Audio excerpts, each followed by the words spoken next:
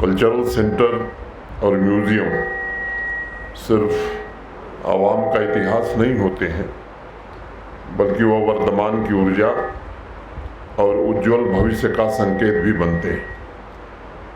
आज सीना cultural centre गुरेज का लोकार्पण दर्द ट्राइबल कम्युनिटी के वर्तमान को नमन करते हुए उनके उज्जवल भविष्य के प्रति प्रतिबद्धता का एक प्रतीक है। मैं इस बेहतरीन प्रयास के लिए इंडियन आर्मी के प्रति अपनी ओर से हृदय से कृतज्ञता ज्ञापित करता हूँ।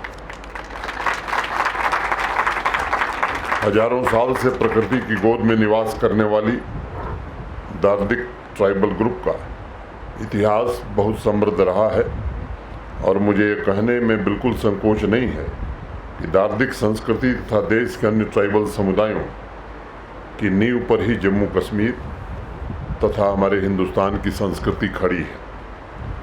दार्डिक कम्युनिटी को जम्मू कश्मीर की बोलचाल की भाषा में दर्द सिन कम्युनिटी भी कहते हैं और उन्होंने सिर्फ संख्या बल नहीं बल्कि सामाजिक रीति रिवाज, आध्यात्मिक समृद्धि और सहज जीवन शैली से समाज को विकास एवं प्रकृति के तालमेल सामंजस्य का दर्शन प्रदान किया है कि सनगंगा नदी की लहरों पर सजी दार्डिक कम्युनिटी की समृद्ध भाषा सीना उनकी सांस्कृतिक विशेषता ने विश्व के बदलते परिवेश के बावजूद यह सिखाया है कि सहज जीवन के प्रति सम्मान और प्रकृति के प्रति प्रेम ही आने वाले भविष्य को सुरक्षित रख सकती है।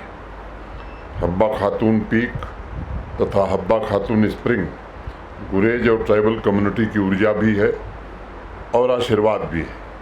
बुलबुले कश्मीर के नाम से मशहूर हब्बा खातून ने लिखा था कि बलखाती बहती नदियों के मुहाने तक जाऊंगी मैं, तुम्हें ढूंढते हुए विनती अरदास करती, यहाँ वहाँ डोलूंगी मैं तुम्हें ढूंढते हुए।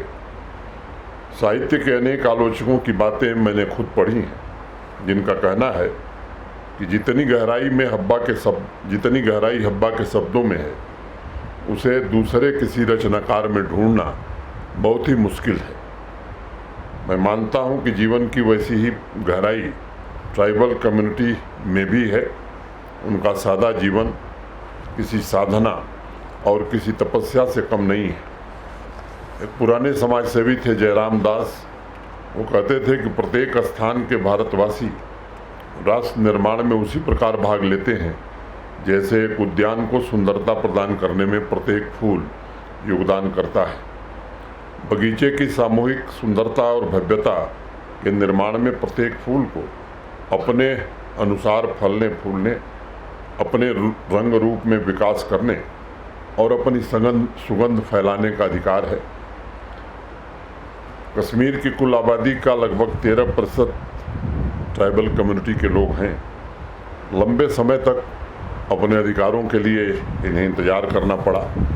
मैं उन कारणों में नहीं जाना चाहता हूं, लेकिन आज मैं कह सकता हूं कि माननीय प्रधानमंत्री जी के नेतृत्व में अब देश भर के ट्राइबल समुदाय को जो अधिकार था वो जम्मू कश्मीर में भी मिला है और ये प्रगतिशील समाज बने, इनको भी विकास का पूरा लाभ मिले, इसकी हर कोशिश हो रही है। आप सबको मालूम है कि देश की संसद ने फॉरेस्ट राइट एक्ट बहुत पहले बना दिया था। देश के दूसरे हिस्सों में ये लागू भी हो गया था। जंगल जमीन पर निर्भर हजारों साल से संपूर्ण सृष्टि के लिए लोक कल्याण के मूल्यों के साथ जीने वाले ट्राइबल समुदाय को आए दिन समस्याओं से दो चार होना पड़ता ही है। प्रधानमंत्री जी ने जंगलों पर ट्राइबल समुदाय के अधिकार को सर्वोच्च प्राथमिकता देते हुए जम्मू कश्मीर में भी अब सितंबर 2011 में ट्राइबल समुदाय के उज्जवल भविष्य के लिए इसे लागू किया गया। गद्दी, सिप्पी, दर्द सिंह कम्युनिटी को ट्राइबल कैटेगरी में रखा तो गया था, पर अनेक दशकों तक उनके बच्चों को स्कॉलरशिप से वरीयता से वंचित रखा गया था। इस भेदभाव को भी समाप्त कर दिया गया है। गद्दी, सिप्पी, दर्द सिंह कम्युनिटी के आज 21,000 बच्चों को स्कॉलरशिप दी जा रही है। अतीत में जाकर के आप देखेंगे तो ट्राइबल समुदाय के सर्वांगीण विकास के लिए केंद्र सरकार काफ़ी प्रयास करती थी, लेकिन किन्हीं परिस्थितियों में ये ट्राइबल समुदाय तो पहुंच नहीं पा रहा था। जंगल पर निर्भर और जंगल को पोषित करने वाले ट्राइबल समुदाय को जंगल की संपदा पर भी हक नहीं मिल सका था। 4500 कम्युनिटी फॉरेस्ट राइट एक्ट के टाइटल अब तक दिए जा चुके हैं। 60,000 ट्राइबल परिवारों को जंगल और उसकी संपदा पर अधिकार दिया जा चुका है। अनेक कठिनाइयाँ आई हैं, बावजूद इसके 31,000 से ज़्यादा क्लेम्स ग्राम सभा के स्तर पर ही रिजेक्ट कर दिए गए। मैं अनुरोध करूँगा कि जो ग्राम सभा के सरपंच लोग हैं और प्रशासन को भी उनकी मदद करनी चाहिए ताकि क्लेम वो ठीक से जमा कर सकें। उन ग्राम सभाओं के जनप्रतिनिधि भी ट्राइबल समुदाय से हैं, वहाँ सबसे ज़्यादा केस रिजेक्ट हुए हैं। कोशिश हम कर रहे हैं कि उनकी कैपेसिटी बिल्डिंग कैसे की जाए ताकि इस प्रक्रिया को तेज किया जाए और रिजेक्शन की दर कम से कम हो, ताकि ट्राइबल समुदाय के हर एक व्यक्ति को जो एलिजिबल है, पात्र है, उसे उसका अधिकार मिल सके। माननीय प्रधानमंत्री जी ने वन की संपदा पर ट्राइबल समुदाय के अधिकार को सुनिश्चित करने के लिए प्रधानमंत्री वन धन योजना शुरू की और उसके अंतर्गत आज जम्मू कश्मीर में जगह जगह वन धन केंद्र स्थापित किए जा रहे हैं ताकि जंगलों पर निर्भर ट्राइबल परिवार समृद्ध और सुखी हो। ट्राइबल समुदाय की महिलाओं को आर्थिक रूप से स्वतंत्र बनाने के लिए दूर दराज के इलाकों में भी वन धन सेल्फ हेल्प ग्रुप स्थापित किए जा रहे हैं ताकि वो महिलाओं को एम्पावर कर सकें। जम्मू कश्मीर और राष्ट्र को मजबूत बनाने में हमारी बहनें भी योगदान दे सकें। किसी भी समाज में युवा अदम्य ऊर्जा और प्रेरणा का स्रोत होता है और वही काम करता है। इसके लिए सीमित रास्ते थे। 21 में जब निर्णय लिया गया तो कोशिश एक हो रही है कि युवाओं में भी आत्मविश्वास भरा जा सके, नई चेतना, नए लक्ष्य के लिए आधुनिक व्यवसायों की ट्रेनिंग हमारे नौजवानों को दी जा सके ताकि विश्व की बदलती आर्थिक व्यवस्था और सामाजिक व्यवस्था के वो भी अभिन्न अंग बन सकें। मुझे खुशी है कि आज स्किल डेवलपमेंट के अलावा अनेक सेक्टर्स में उन्हें स्कॉलरशिप दी जा रही है और विकास की मुख्य धारा से जोड़ने का प्रयत्न किया जा रहा है। लगभग 20 से अधिक ऐसी योजनाएं ट्राइबल समुदाय के लिए चलाई जा रही हैं जिससे वास्तविक धरातल पर बिना पक्षपात, बिना किसी भेदभाव के सामाजिक समता स्थापित हो। आदि आदर्श ग्राम योजना के तहत हर ट्राइबल गांव जहां 500 की आबादी है या 50% से ज़्यादा ट्राइबल है, वहाँ भी भारत सरकार 1 करोड़ रुपए की मदद कर रही है जिससे उस गांव का इंफ्रास्ट्रक्चर बनाया जा सके। टूरिज़्म और हॉस्पिटैलिटी सेक्टर में दर्द सिंह कम्युनिटी के 71 युवाओं को 71 युवाओं को ट्रेनिंग दी गई थी। और अगर हम ओवरऑल टूरिज़्म सेक्टर को देखते हैं तो आज प्रशासन के प्रयासों के कारण गुरेज में एक नया बदलाव हुआ है। पहले सामान्यतया औसतन एवरेज 700-800 टूरिस्ट हर साल गुरेज वैली में आता था। पिछले 8 महीने में जो मुझे आंकड़ा बताया गया है, 35,000 लोग गुरेज आ चुके हैं। स्वाभाविक रूप से इससे स्थानीय अर्थव्यवस्था को भी फायदा हुआ है, लोगों को रोजगार के अवसर भी मिले हैं। पिछले वर्ष गुरेज को देश का ऑफ बीट टूरिस्ट डेस्टिनेशन घोषित किया गया और जिला प्रशासन बांदीपुरा अनवरत विशेष कैंपेन के जरिए गुरेज फेस्टिवल के माध्यम से तथा कार और बाइक रैली के द्वारा देश भर से टूरिस्टों को आकर्षित करने का अनेक कार्यक्रम चलाया गया। इस महीने ट्राइबल समुदाय के बच्चों के लिए टेम्पररी अरेंजमेंट के तहत गवर्नमेंट बिल्डिंग में क्लब मॉडल रेजिडेंशियल स्कूल शुरू किया गया है जिसमें अभी दर्द सिंह कम्युनिटी के 41 बच्चे पढ़ रहे हैं। इस रेजिडेंशियल स्कूल की बिल्डिंग का DPR तैयार हो गया है और इसे समय सीमा में पूरा किया जाए, इसकी हर कोशिश की जाएगी। इसका मैं आप सबको भरोसा देता हूं। बांदीपुरा में भी दर्द सिंह कम्युनिटी के युवाओं कि वोकेशनल ट्रेनिंग तथा स्किल डेवलपमेंट के लिए 3 करोड़ 9 लाख रुपए की लागत से रेजिडेंशियल स्कूल बनाया जा रहा है, ताकि अलग अलग सेक्टर में उन्हें रोजगार के बेहतर अवसर उपलब्ध कराए जा सकें। गुरेज में स्ट्रेटजिक लोकेशंस पर हाई मास्ट लाइट भी लगाई जा रही, जिससे दूर दराज के रास्तों के लिए आपको आने जाने में सहूलियत होगी। मैं जानता हूं 2021 के पहले मोबाइल कनेक्टिविटी सिर्फ डावर विलेज तक थी। 2 साल से भी कम समय में मोटे तौर पर पूरे गुरेज में मोबाइल कनेक्टिविटी की सुचारू रूप से व्यवस्था कर दी गई है। एक गांव है किलसे, वहाँ भी जल्द मैं समझता हूँ कि वो व्यवस्था कर ली जाएगी। 2020 के विंटर से डेडिकेटेड हेलीकॉप्टर सर्विस की सुविधा भी यहाँ उपलब्ध कराई गई है। गुरेज और बांदीपुरा रोड इंफ्रास्ट्रक्चर को आधुनिक बनाने की कोशिश हो रही है। पहले यहाँ 6 महीने रोड बंद हुआ करती थी, सिर्फ 2.5 महीने उस रोड पर अब आवागमन बाधित रह रहा है। गुरेज के लिए अन्य इंफ्रास्ट्रक्चर में डिग्री कॉलेज, नए 30 बेड वाले community hospital, mini secretariat, ITI, मुंसिफ कोर्ट का निर्माण पूरा करके सभी सुविधाओं को गुरेज के नागरिकों को सुपुर्द करने की कोशिश हुई है। गुरेज सब डिवीज़न की कृषि अर्थव्यवस्था को मजबूती प्रदान करने के लिए पिछले वित्त वर्ष में एक कृषि विज्ञान केंद्र को गुरेज में मंजूरी दी गई है।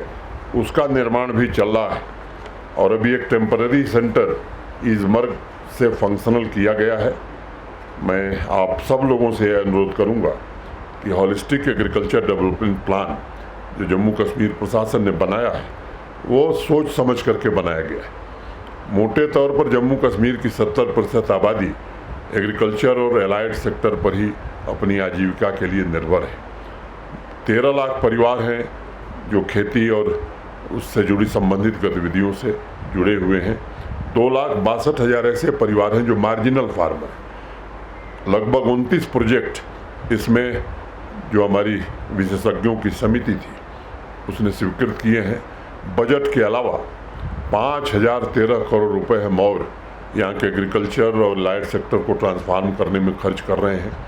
आज देश में कृषि आमदनी, किसान के आमदनी के मामले में हम 5वें स्थान पर हैं देश में, और मुझे भरोसा है कि इसी प्रोजेक्ट के इम्प्लीमेंट होने के बाद पंजाब और हरियाणा को पीछे छोड़कर जम्मू कश्मीर देश का पहला राज्य बनेगा जहाँ के किसान की आमदनी सबसे ज़्यादा होगी।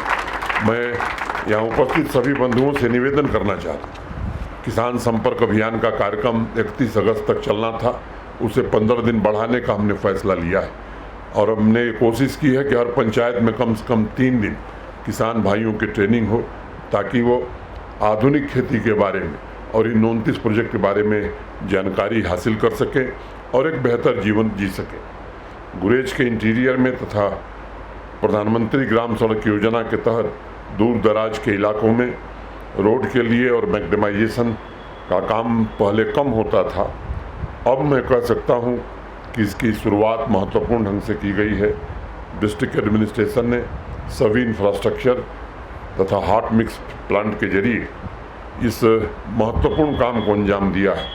समृद्ध सीमा योजना और एस्पिरेशनल ब्लॉक डेवलपमेंट स्कीम के तहत गुरेज में डेवलपमेंट वर्क को पूरा करने के लिए इस वर्ष 20 करोड़ रुपए दिए गए। यहाँ दर्ज इन कल्चर को प्रमोट करने के लिए ऑडिटोरियम का काम बंद था। इसे डिस्ट्रिक्ट कैपेक्स में इस काम को पूरा करने के लिए 1 करोड़ रुपए दिए गए हैं। मैं जानता हूँ आज़ादी के बाद से गुरेज की सबसे बड़ी समस्या बिजली की रही है। यहाँ के नागरिकों को लंबा इंतज़ार करना पड़ा है। 2020 में डीजल से पावर सप्लाई आपको 5 घंटे से बढ़ाकर 7 घंटे कर दी गई थी। 2021 में गुरेज सब डिवीज़न को 24 घंटे बिजली उपलब्ध कराने के लिए NHPC के पावर प्रोजेक्ट की शुरुआत हुई थी। मुझे बताया गया है कि 60% सिविल वर्क पूरा हो गया है और उस परियोजना पर तेज गति से काम चल रहा है। 33 kV लाइन का काम भी तेज़ी से चल रहा है और राजधान पास तक लाइन का काम भी पूरा कर दिया गया है।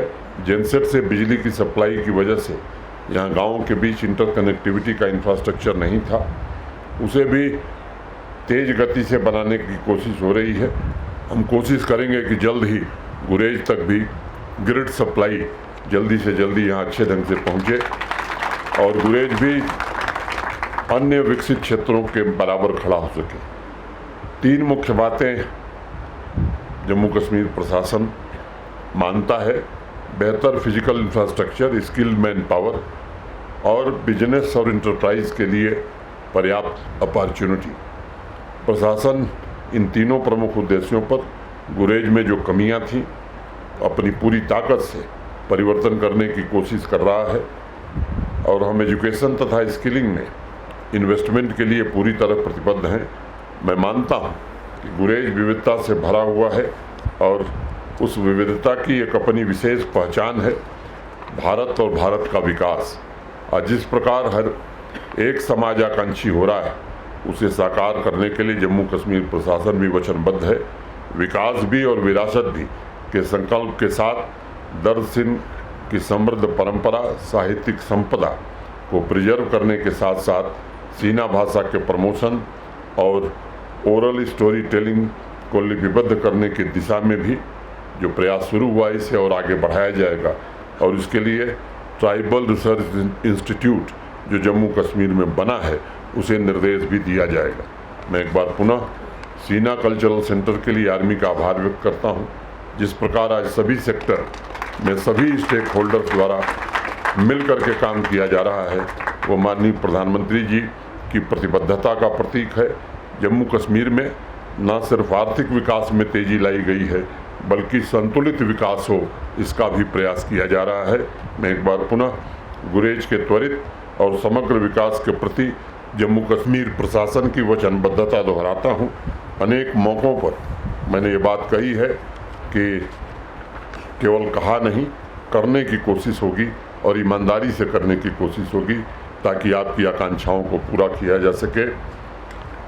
हर एक घर में दिया भी जले अनाज भी हो, हर एक घर में दिया भी जले अनाज भी हो, अगर न हो कहीं ऐसा तो एहतिजाज भी हो, रहेगी वादों में कब तक कसीर खुशहाली, हर एक बार ही कल क्यों कभी तो आज भी हो, हर एक बार कल ही क्यों कभी तो आज भी हो। बहुत बहुत धन्यवाद। जय हिंद।